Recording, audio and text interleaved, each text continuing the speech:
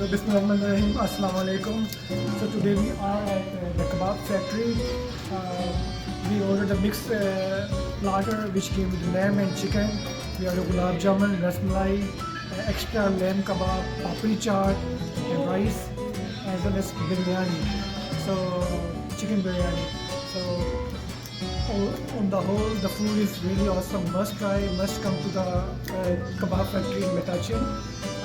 The ambience, as you can see, we love it.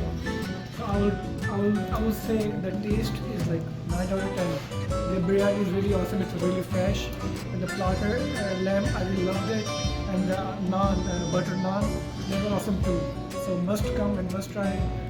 Food is awesome. Ambience A1, taste ala, and price is reasonable. Thank you. Have a good day, guys. Bye.